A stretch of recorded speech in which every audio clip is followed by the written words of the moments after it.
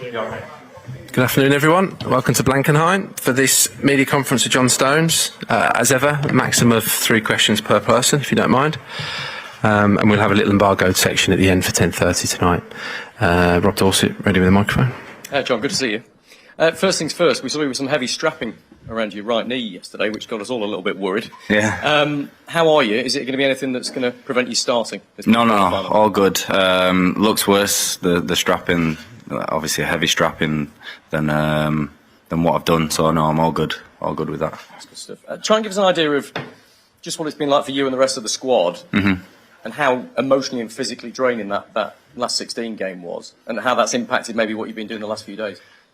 I think how we've managed our time,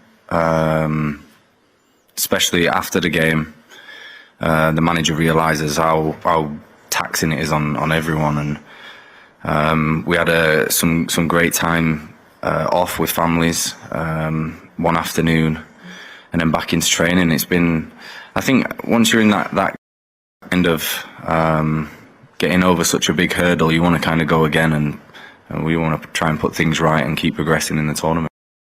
It sounds like Gareth has been trying some different things in training, moving formations around and that sort of thing a little bit. Does it feel like there's a plan kind of evolving for this really business end of the tournament? Well, I wouldn't say so. I think how we work on different presses, systems, shapes, build-ups. As I spoke to you before, I said improve as a team and how we're playing our football, and we've worked really hard on trying to do that and get the best out of us as players and as a collective. So it's been a great few days. Obviously, got one more tomorrow before the game. Hopefully, can fine tune a few things that we've worked on over the past 2 days and see where it takes us.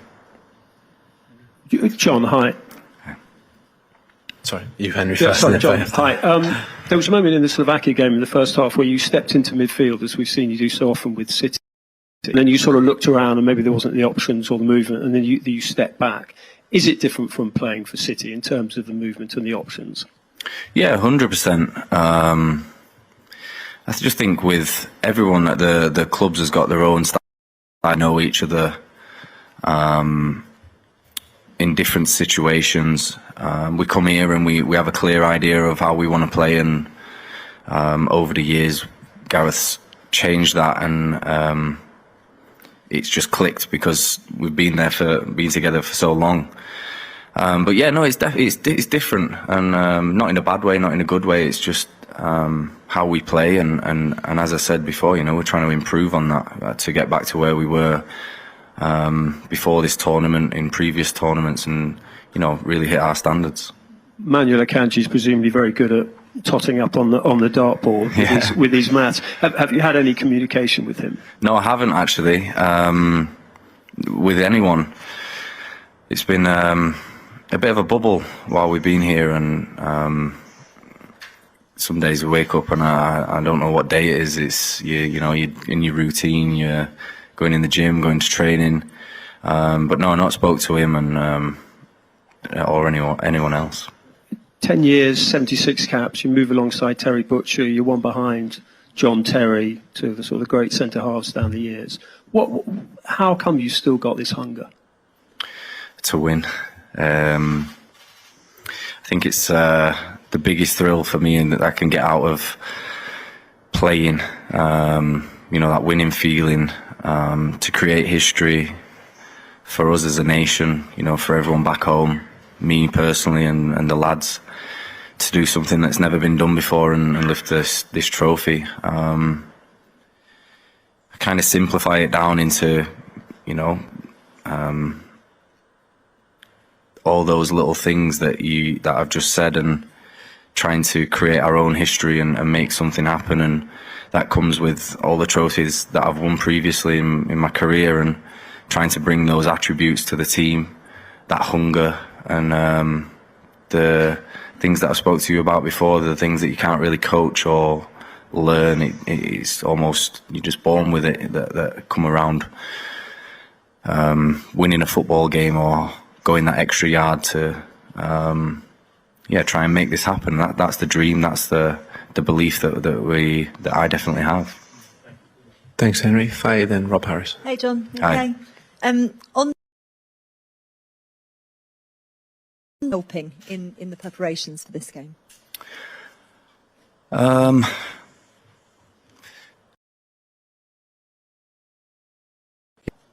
think how they've played this tournament and the players that they've got, they've been brilliant. So that's down to us now. Me giving advice to the guys up top, pressing or playing against the likes of Manu, I think is an exceptional player. I'm sure he's doing the same to his teammates about me, Walks, Phil. But yeah, as I said there, they've got some great players, and I think it'll be a really good matchup for us, a good test for us, and Obviously, you've Gehi. How different is it going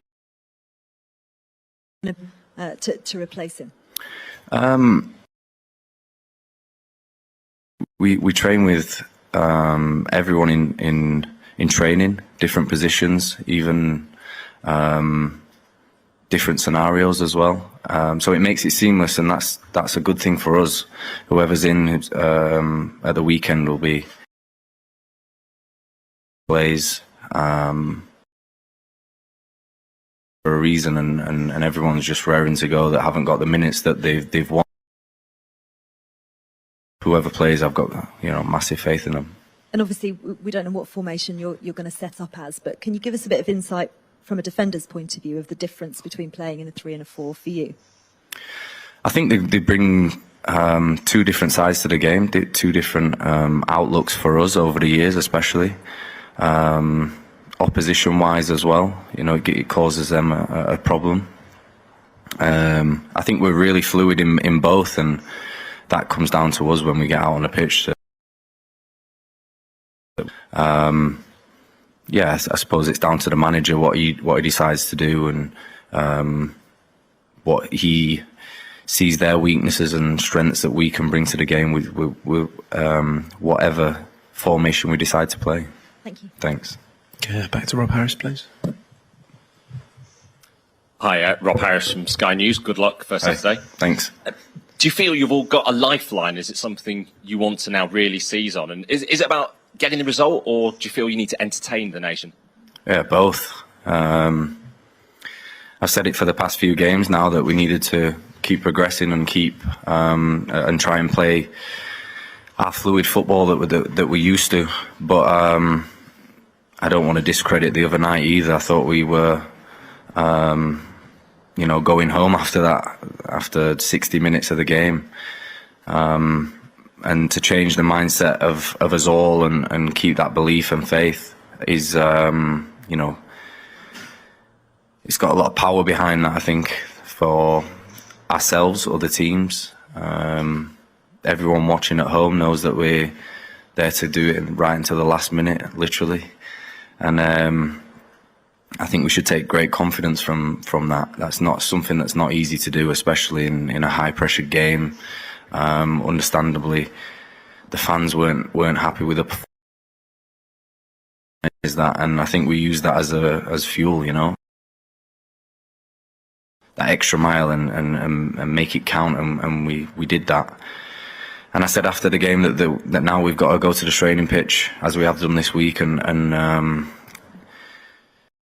a few things and try and get ourselves playing back to where we were, and that fluid, exciting football, creating more chances, which is what we all want as players, and I'm sure that everyone at home and in the stands does as well. But to get through to another quarter final is something I'm extremely proud of personally. Over the years, I don't think we've been that successful in our history at doing that. So my time I've been here, to do it repeatedly, every tournament, be there is it's a big thing for us, and we've got to grasp it with two hands and get to the next stage. Obviously, you're all really appreciative of what Jude managed to do in the 95th minute. How's he bearing up, obviously, particularly with this focus on his celebration, and you're obviously all hoping he'll be available on Saturday. Yeah, no, I think Harry was lining up behind him as well, and Jude was in a great position. He's done it all season, come up with some massive goals for Madrid. He has done here as well. I think whoever would have put it in, we would have all been feeling the same now, and what an amazing moment for him personally and for us as a team. Yeah, no, I hope he's there. I'm not sure what's going on with everything around that, but you know, all we can focus on is hopefully scoring a bit earlier this time. John, we've heard that Ezri Konsa is the man in line to come into this defensive trio if there is a shift, and obviously with Mark out. From what you've seen in training, is it, given the occasion, the enormity of it, is he ready for that? I think if selected, yeah. I don't think anyone of us know the exact team or system yet. But as I said before, you know, whoever plays in whatever position or partnerships, whatever we want to call it, is fully ready. You know, the standards that I've seen in training from every player has been incredible. So whoever steps in, yeah, he's worthy of being there, and I'm sure will produce. You've played in 3 quarter-finals in major tournaments in the past for England, won 2, lost 1. Mm-hmm. With all that experience, not just you, but your teammates, and the draw that you've got, you're the highest-ranked team in this half of the draw. Yeah. Do you sense this is an opportunity that doesn't come round too often, one that you've simply got to seize? Yeah, 100%. I think in the World Cup we had another, not a similar run, but a run that we felt we could win, and it didn't happen. I think we've got to use those sorts of situations and learning curves to our advantage now, and you know, we've got an incredible opportunity at the weekend to get through to another stage. Yeah, I'm a big believer of, you know, we've been in these positions before now, and it's time for us to realise where we are and the magnitude of these things and what we believe we can do, and put that into practice. The manager's had some criticism, John, this tournament from some fans. Right. You know that you're at a stage now where the next game could be his last as England manager. Are the players using that as motivation as well? You want to win for him? Oh, I didn't. I've only heard about the criticism that he's been receiving. I saw some fans after one game throwing bottles to his direction. I'm sure that will have only motivated him that bit more. I couldn't tell you about his future or us even knowing anything about that as a team or me personally.